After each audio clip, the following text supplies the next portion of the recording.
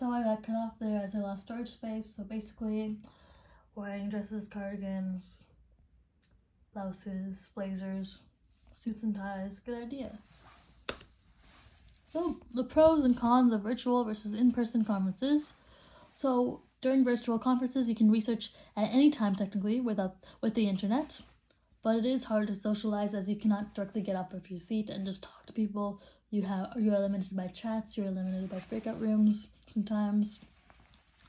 And during in-person conferences, although it's great for socializing, networking, it is harder for research because you can only do research during unmoderated caucuses. You cannot research during moderated caucuses. You cannot research during speakers' times because you are focused on actually being present in the debate. Although you can have your notes in front of you and that can help, a lot you will not be able to research in live time.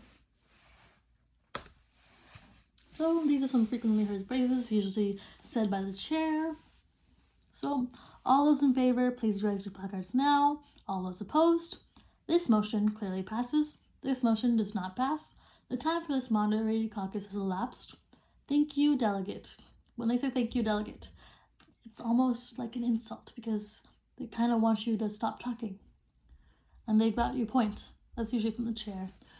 The chair recognizes the delegate from blank, and so that means you can now speak. Because they've called upon you, they recognized you. Are there any points of motion on the floor?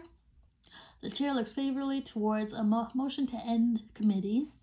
People do not like to end committee, apparently, especially when it comes to lunchtime. People like to go over by a significant amount of time. So most of these phrases are said by the chair. This is just some Model UN jargon. So last but not least, just to conclude, is a Model UN prep checklist. So make sure you have a position paper, although it's not mandatory for some conferences. Some of them are mandatory, and it's good for getting awards as well. Once you have a position paper, you are eligible for awards, and it's good to get your standpoint clear. It's good to get your resolutions clear. It's good to know what your country has done based on the topic that you're discussing, the agenda topic you're discussing in your position paper. So it's good to have an opening speech prepared because at the beginning of the conference, you might have to do an opening speech, and then you'll discuss what your country's stance is, what your ideas are, and what you've done to work towards these goals. And it's good to research your character and country. It's good to know things about your country or character because sometimes other delegations will try to call you out on some of these things. And so if you have a good knowledge base of what these things are, you can defend against them appropriately. Say you're the United States of America, there are probably a lot of things you need to defend, and people will try to use that against you. People will try to take down the superpowers. So it's good to research your character and know these things. It's really important that you print out your background guide if you are in in-person conferences, because you will definitely want to refer back to these things to know what the time period is, to know what things are happening, to know what other countries' stances are. It's very, very helpful. And you should print out any relevant notes or articles, especially if you want to use it against other countries, especially if you want to use it during committees and during your speaking time. It is good to refer back to.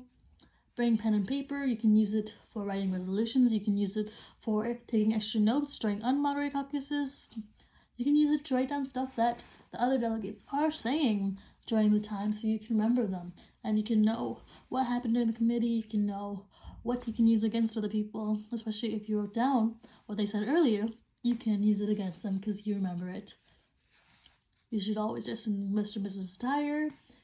It's best not to dress in like a hot pink suit or just something very not suitable or appropriate. And possibly you probably want to bring your laptop, phone, and charger because you'll be doing a lot of research, and also you will want to socialize and network. And so bring your phone as well. And most of all, have a good time. Fun is fun. Enjoy.